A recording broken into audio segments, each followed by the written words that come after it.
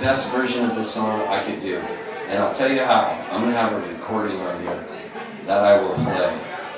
And that's going to make it even better. So, here goes. Joe. Okay, all ready to go. Alright. If this works, this will be the peak of the song that'll make it so good. And here it is. I'll put this here on this stool so I can grab it. Now, he said Elvis Presley. The reason he said that is because this song is called A Brief History of My Life. When I was a little kid, Elvis put me on his shoulders and took my hat off and messed my hair all crazy, and we jumped around. So Elvis gave me superpowers too. So in this I talk about meeting Elvis Presley. But this also talks about making my first communion in the Catholic Church when they told me I was going to eat Jesus' body. And I freaked out because I wanted his leg, and I like the dark meat. And the priest was like, "You don't understand, it's just like that." So here goes. This is called A Brief History of My Life.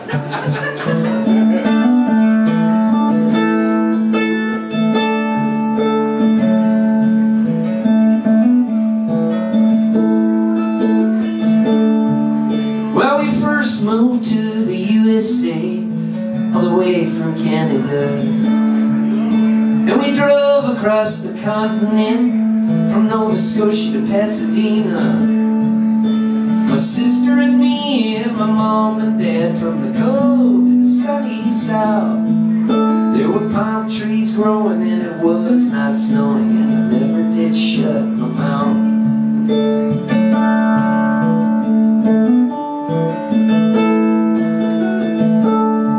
Well, we drove on over to the courthouse in downtown Los Angeles. Put our hands on a Bible and we swore as a family that we were not communists. When we drove away, I started to cry. They said, "What's wrong, son? Are you sick?" I said, "I don't want to be an American. I want to be a Catholic."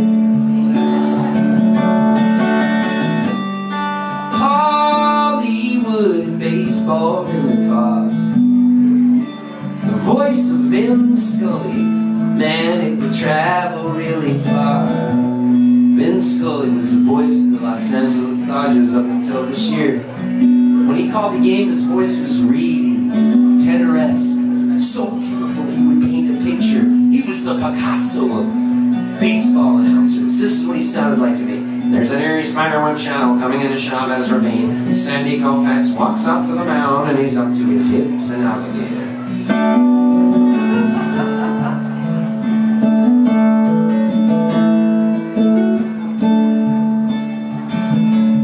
Well, I made my first communion in St. Rita's Catholic Church. And there was incense choking and a priest was smoking. There was a choir up in the perch.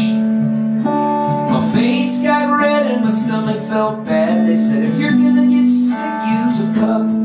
Well, I thought by the time it was my turn for communion, Jesus would be all eaten up.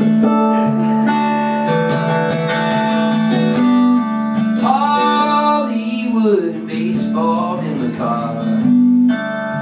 The voice of Jack Buck, man, it would travel really far. Jack Buck was the voice of the St. Louis Cardinals, and his voice was raw and ragged like sandpaper.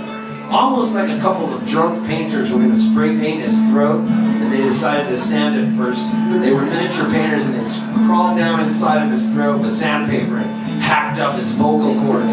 And then they chopped them off with rusty razors and sent them to Fidel Castro in Cuba and had him blow Cuban cigar smoke on him and drop him into a glass of rum and set the glass of rum on fire, and then got a veterinarian in Dublin and sewed him back in with a rusty needle. And this is what Jack Buck's voice sounded like to me. Coming up in the top of the ninth inning, Mark McGwire going after the home run record set by Roger Maris of 1961 of 61 home runs. I don't believe what I just saw.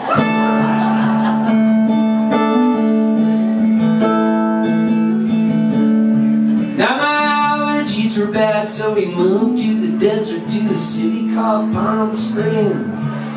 Trick-or-treated at Liberace's house. Each finger had a diamond ring. We met Elvis hugged my sister for far too long.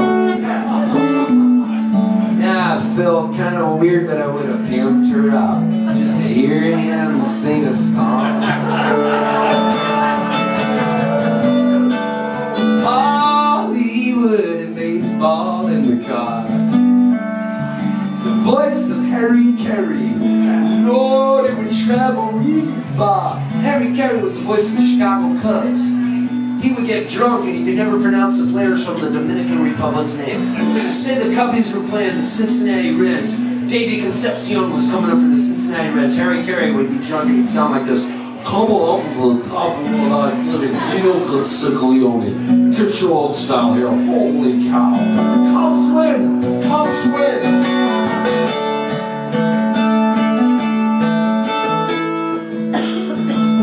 The guy that ran the Palm Springs airport called us up one morning. He was Steve. Is that you? And I go, yes. He goes, it's Mr. Rice. I'm the manager of the Palm Springs airport. I go, I know who you are. I cut your lawn and deliver your newspaper. I bought some Levi's because of you because I love the touch of the material. And he was like, okay. Listen, I was just calling to let you know Elvis Presley's going to be flying in a private plane. He'll be landing at 3 o'clock. You guys can meet him if you'd like. You can even ride your bikes on the tarmac. I was like, holy jeepers, yes, Mr. Rice, we'd love to. Fuck yeah. So my mom washed my mouth out with soap. And then I rode my bike on the tarmac. Off in the distance, we heard the engines of a plane buzzing towards us. We heard the squeak of the tires as the plane landed. The steps came down, and out walked Elvis Presley, larger than life. He was dressed in full-on black leather. He was the Richard Nixon drug advisor. He waited for us to come to him. Rock star cool handbook rule number 1. Wait for fans to come to you and act like it's business as usual. He had it down pat. He smiled the most charismatic smile I'd ever seen. And then he said this. He said, sounds like you kids better run it. And I said, yeah, to catch you, Elvis. And he picked me up, put me on his shoulders. And then after he hugged my sister for a really long time, I didn't know whether I should protect her or offer her up. So I said, it's okay, Elvis, you can have her. Finally, one of his assistants came up and said, come on, boss, we gotta go. So we waved goodbye to the king, rode our bikes home high on the trail of success. Nothing could ruin our happy moods.